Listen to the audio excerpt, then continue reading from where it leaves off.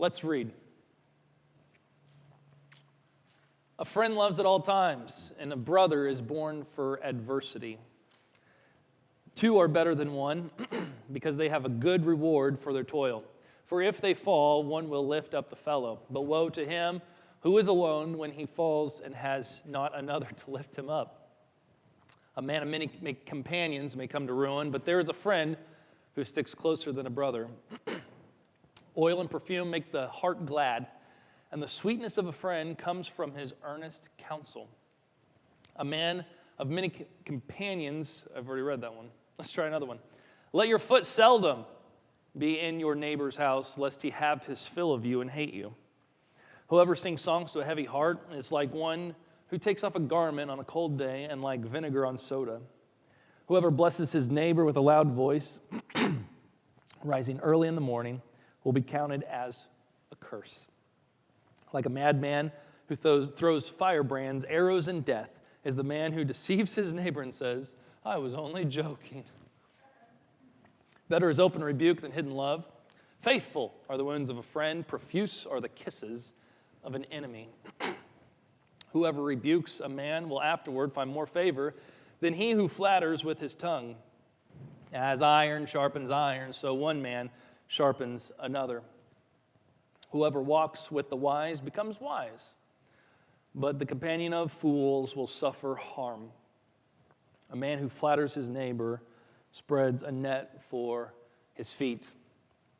A guy by the name of Justin Early, he wrote a book, and some of it is all about friendship, and that is the subject for today.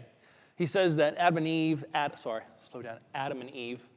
the man and the woman in the garden in the story, they walked with God, the idea of friendship, side by side going in a direction. In the coolness of the day, God would come.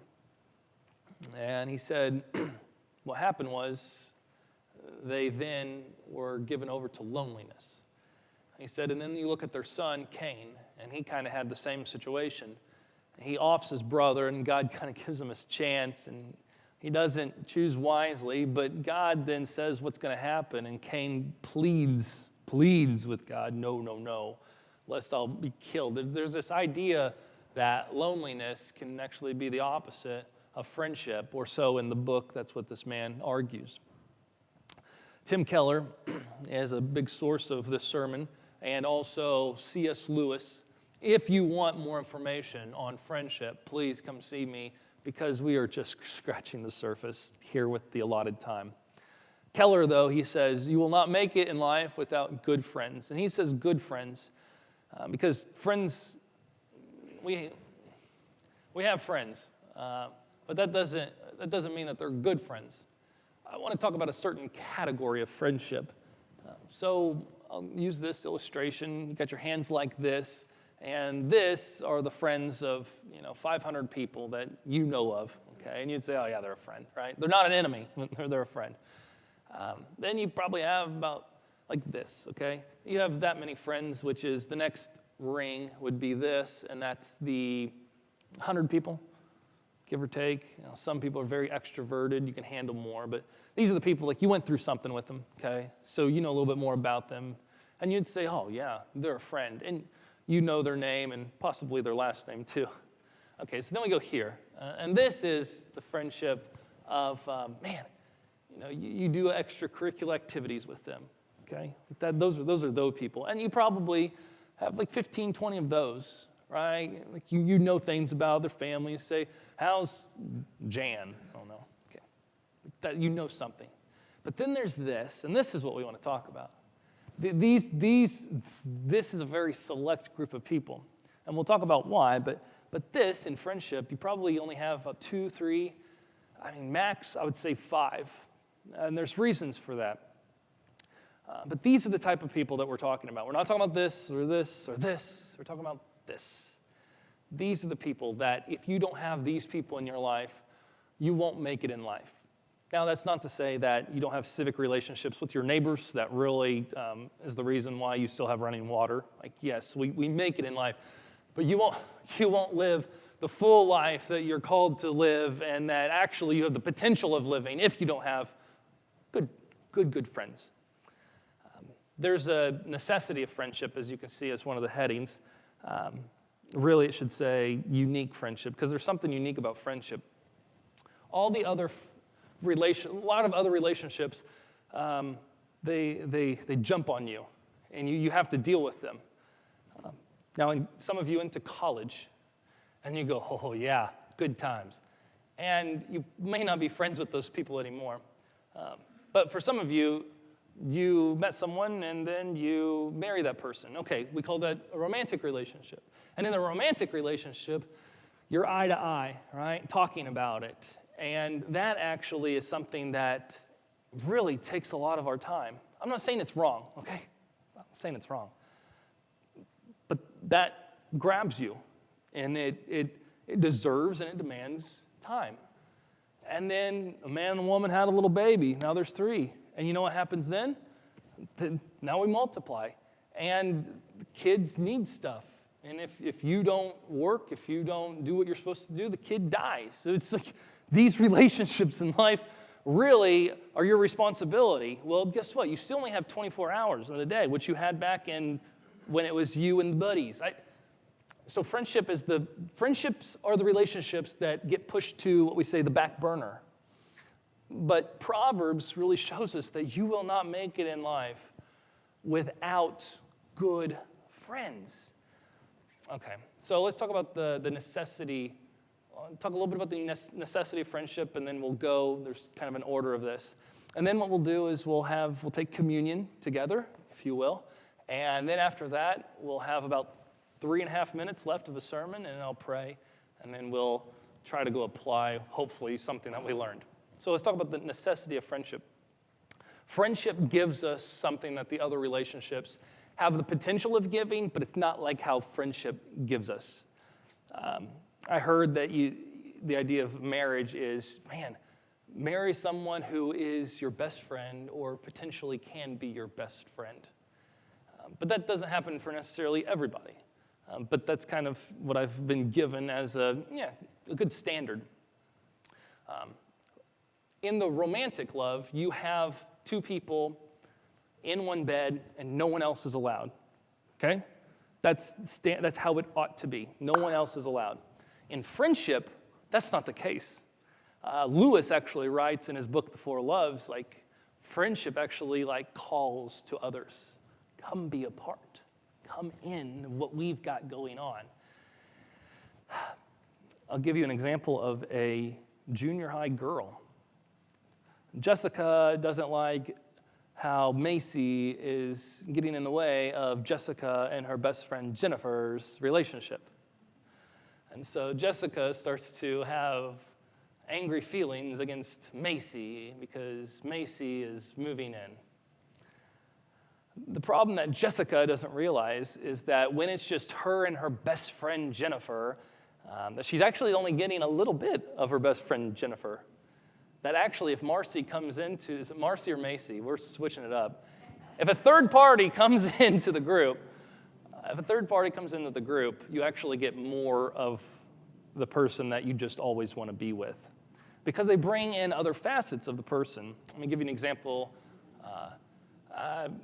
Their names, one of them was actually Jessica. Carl and Jess, these 2 people in a certain season of life, it was the type of friendship that I had with these 2 people that I thought, man, people want to be us. Have you ever been so proudful that you were like, man, we've got it going on. Everyone else wants it. That's really kind of how I felt. I was like, we've got something here. It's the mix between it's work and play. There were moments where I was like, I don't know if we're working or if we're playing. They crossed. And it's that's what we all want to have because that's unique. We usually have the civic relationships, the relationships where it's I got to go to work and I got to be around these people, but boy, oh boy, I don't necessarily want to spend time.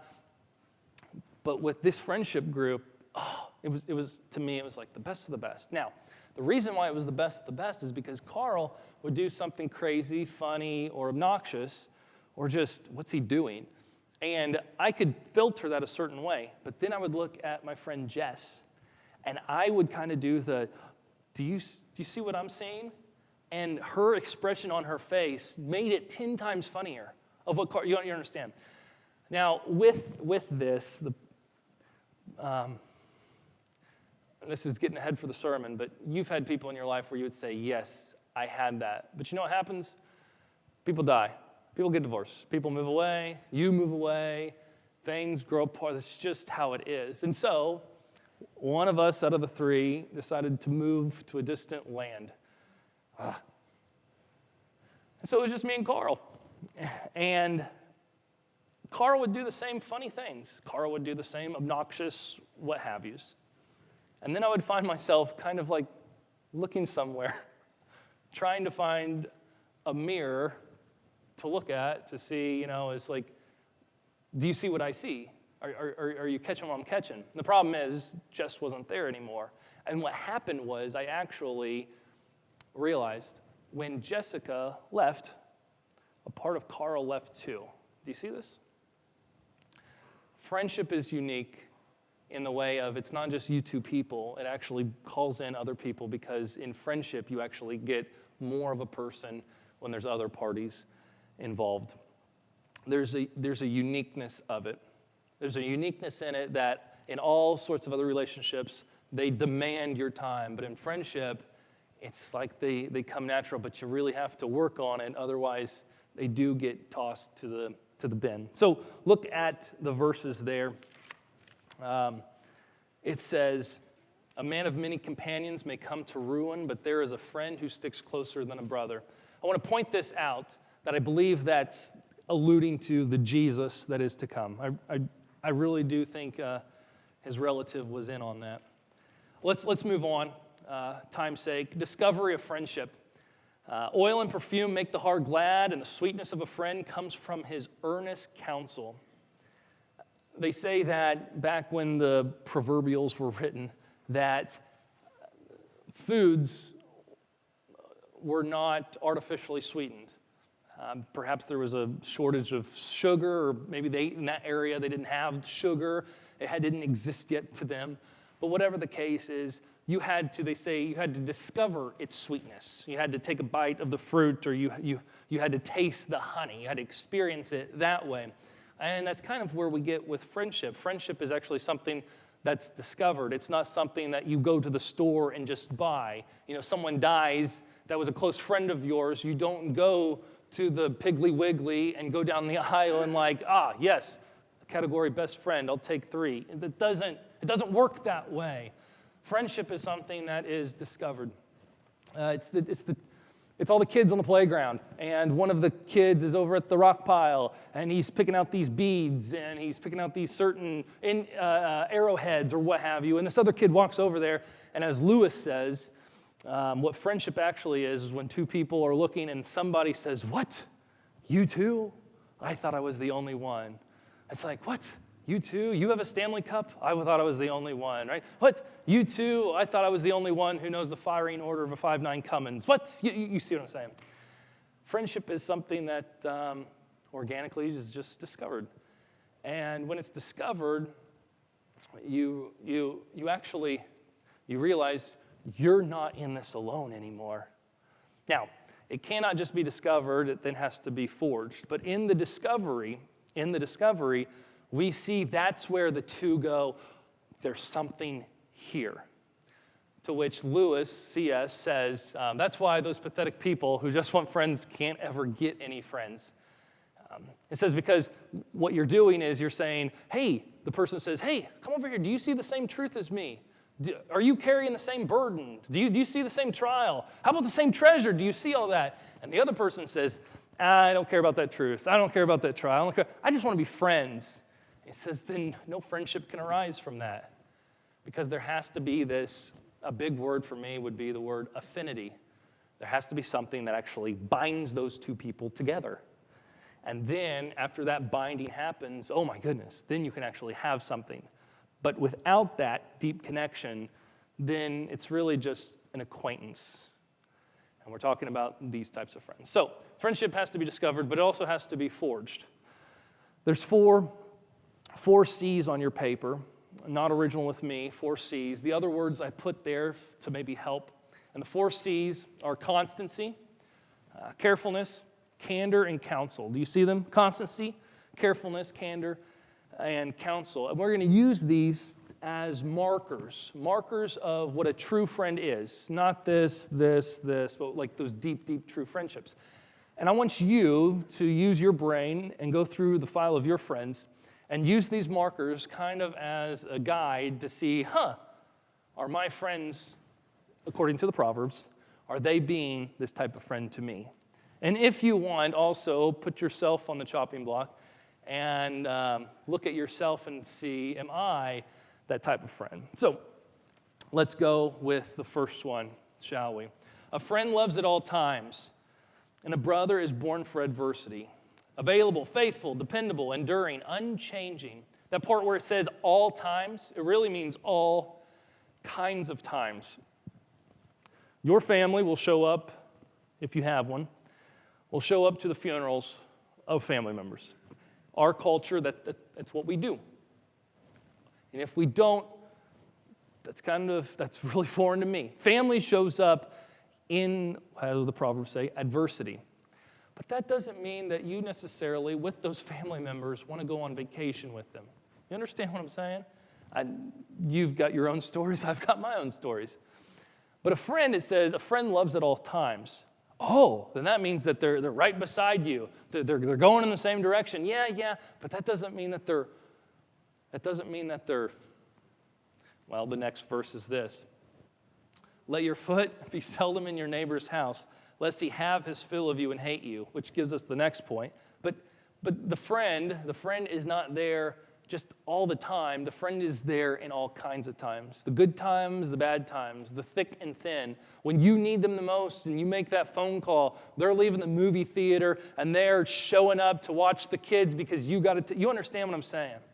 But a friend is also someone who realizes that it's not their availability that brought you together.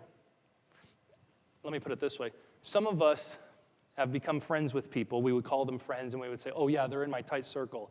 But the reason why they're your friend is because they're just useful to you. Geographic setting, they're just down the road. Man, they've really jumped in for me. True friendship, it's not about all the ways that you get something out from them, and it's not about all the ways that they get something out of you. True friendship is going back to the discovery, it goes back to the whole reason you guys got together in the first place. The deepest part that connected you two, that's what the friendship is supposed to be about. All the other ways are just byproducts. In a sense, they're actually benefits. But that's not the glue that holds you together. Okay. Friendship, though, is someone who's there in the good times and the bad times, through the thick and thin. They're constantly available. And this is why we go back to, you can only handle so many friends, because you only have 24 hours in a day. And they only have 24 hours in a day. And if you had 15 people calling you up to tell about all the things that there's not enough time. Do you see this? You're not superhuman. Some of us have tried. Have you ever done this? You try to be the best of the best of the best friend to so many people. Congratulations, you're probably a person who graduated from the burnouts. Yeah. Next thing is carefulness. You can't a friend isn't someone who's just not constantly there and available, but a friend is also someone who's careful. A couple other words on there you can read. Tactful. That's my favorite one. Friends are tactful. They're tactful in your anatomy. They're tactful in how you work. Check that verse out. Whoever blesses his neighbor with a loud voice rising early in the morning will be counted as cursing. Are you a morning person or a night person? Any early birds? Huh? Any night owls? Any people fly in both directions? Oh, good for you. Woof. I probably don't want you coming and waking me up, right? What's he saying? It's like pouring cold water. It's like, man, a friend knows they're careful with you. They know what grabs you. They know what words to say, and they know what words not to say. My dad's name is Nate. Nate had a friend named, we'll call him Dan. Dan worked with college students for about 40 years of his life. And what he noticed is college students, boy, they know how to chew gum. And, right? It's like we haven't realized we close our mouth when we do. Okay, anybody in here, you get annoyed when people chew gum? Some people, it's just, man, it's a big annoyance. I had a conversation with my dad's friend, Dan. He said, oh, no, it's not an annoyance for me. I see somebody chewing gum, and I'm not thinking, oh, how annoying. I can put it out of my mind and walk away. He said, oh, no. I look at them, and I think of all the ways I can kill them with the gum. And in that moment, I went, oh, that's next level, right? Okay. So Nate in his whole friendship with this guy named Dan, Nate never chewed gum around his friend Dan. Why? Because Nate understood, and there's other reasons for that, but we'll just use the idea of the quirks, okay? Even though it wasn't a quirk, it doesn't matter. Nate understood. You don't do that around him. Is it irrational? Is it this, that? It doesn't matter. It doesn't matter because I care about my friend and what that's going to do. But Nate didn't just not chew gum himself, but in every category of his life, when it came to chewing gum, he made sure to cover all the bases.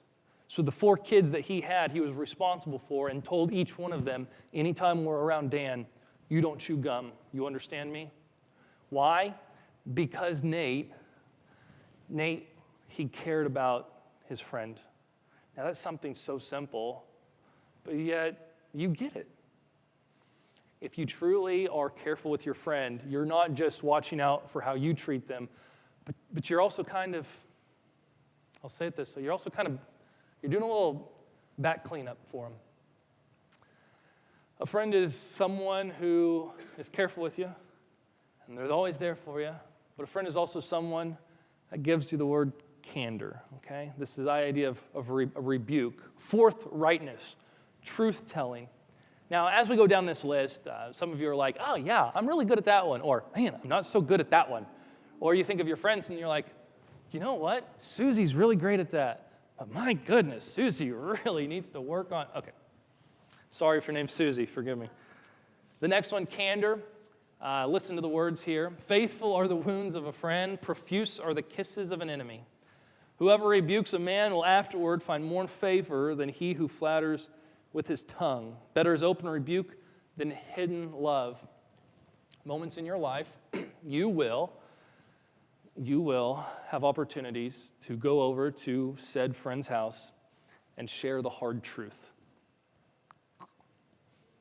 That's the most fun part about a relationship, isn't it?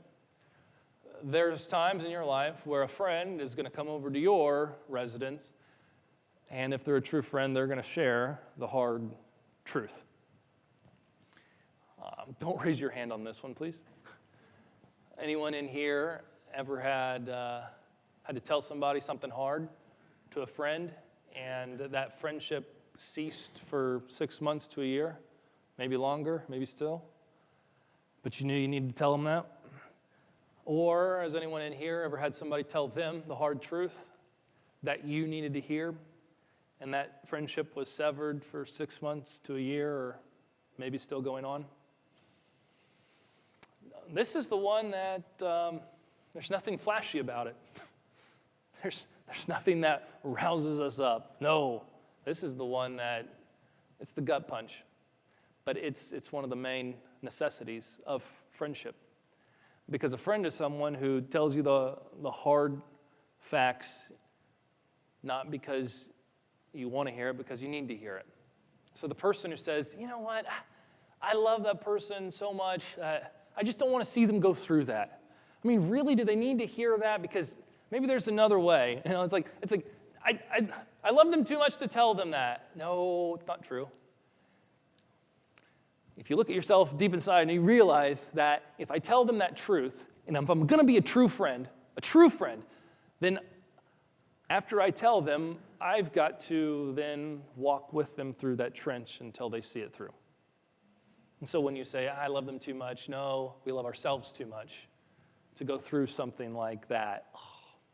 Because according to Proverbs, a true friend is the one who is willing to send out the wounds to their friend instead of the kisses. Okay, next one. Counsel, advice, to guide, to spur on. As iron sharpens iron, so one man sharpens another. Check out the other verses. Whoever walks with the wise becomes wise. Okay, let's stop there.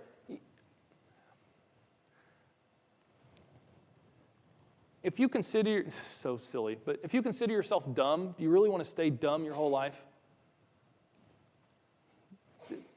Do you really want to, like, as a human being, we should want to level up in our academics. We should want to level up in our people skills. We should want to level up in our spiritual walk with Jesus. We should want to level up in our character. Some people say, well, that's just how I am. It's like, really? Isn't there something better that we have to offer to our community, to our church, to our family, to our people, to ourselves? Like, don't we want to? So what Proverbs shows us is, as iron sharpens iron, it's a bashing, it's a pushing against. If this type of friend is someone who's willing to challenge you, the friend is willing to debate you, not just to debate for debate's sake, but actually because we're thinkers. We're called to talk about ideas. So a friend is someone who gives wise counsel to the other person. And also it's a person who receives said counsel from them. And the 2, the 3, the 4, the 5, they're growing and they're going. Now, before we sum them down into 2 categories, I want to say this. Just because someone is in your tight circle doesn't mean that you're in their tight circle. That's the frustrating part. And you realize that too. Somebody might have you in their tight circle, but you're like, yeah, I'm not sharing this with so-and-so. But it is a blast. It's just a blast when 2 or 3 or 4 people and they're all in the same circle. When you have that, I believe that's what a little taste of heaven on earth is. To summarize these categories, a friend is someone who always lets you in and never lets you down. They always let you in. It's like they're able to let you tell the counsel to. They're careful. They never let you down. They always lift you up. They're always there. They're always available. They're always a guide. So they always let you in, but they never let you down. And that's what a friend is. Someone who always lets you in and never lets you down. And so, if you did the exercise and you looked at all your friends and we open up our folder and we look at what a friend truly is and we put that picture of that friendship, we look at that and we go, ow, I'm a little disappointed. Because those friends are hard to find, and the reality is you're probably a little disappointed because you don't have that type of friend. Or you had that type of friend, but people move away, people get divorced, people die, people leave, people fall out. And now so there's kind of this like longing for us when we look at the Proverbs. We go, I want those kind of friends. But then we open the file back up and we look at it and we take the picture and we look at it and we go, ooh, that kind of hurts too. You know why. Because when we look into the mirror, we realize on these 4 things, what the proverb says of what a true friend is, someone who always lets you in and never lets you down, you realize, I'm not so sure how well I am at letting people in. I'm not so sure how well I'm always there for people. Well, some people be like, oh no, I'll put in 4-wheel drive, I'll pull you out no matter what. You just call and say the word. It's like, okay, great, good for you. You're available. But how well do you then give the gift of vulnerability with all of yourself? How well do you give the hard facts and not walk away, but continue down the road with them? That's sometimes we hone in and say, I'm really good at this. But when we look at it, we see that we're all wanting. Okay, so how do we become those types of friends? And we find it when Jesus, when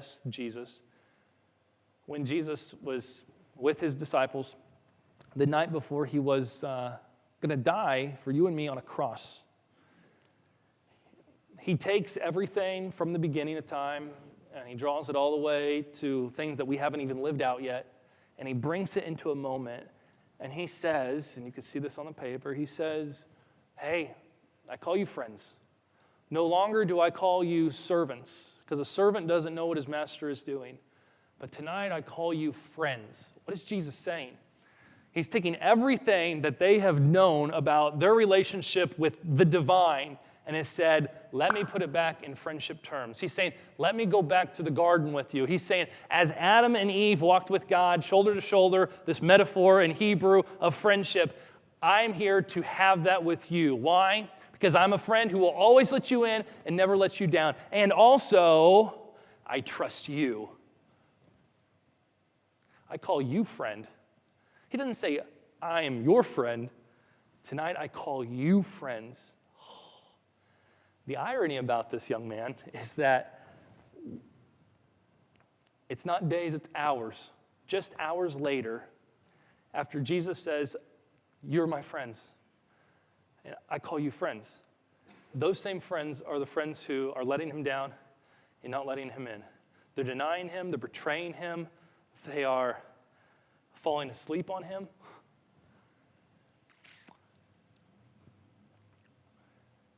Someone once said, when Jesus is in the garden and he's praying, and he says, Father, is there any other way to take this cup from me?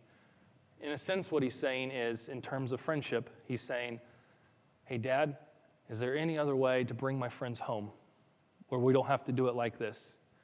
And it's as if Dad says, son, either you go to hell or lose your friends. And the son says, I'll go to hell. Now, when we look at that type of friend who won't just, be there when the chips are down, but literally leave home to come here to understand in the carefulness how we work and how we move, but then go even deeper to the depths of hell, to come back and say, even though you rejected me, despised me, fall asleep on me, I'm still here and I'm not going anywhere. And also, by the way, I trust you because I call you friends. Like, what? Okay, so as we take communion, would you remember the one who called them friends and also the one who calls you friend, O Christian? Let's pray. Our Father, as we take the cup, as we take the bread, help us to have that on our brains and have that in our hearts of the ultimate friend, Jesus. It's in his name we pray. Amen.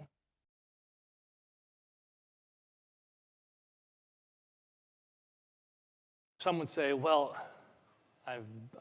in friendship, I've been devastated. That's true.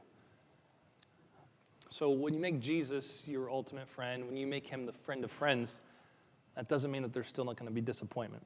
But the reality is you're less likely to be devastated. Humans are still human. Humans are still going to disappoint.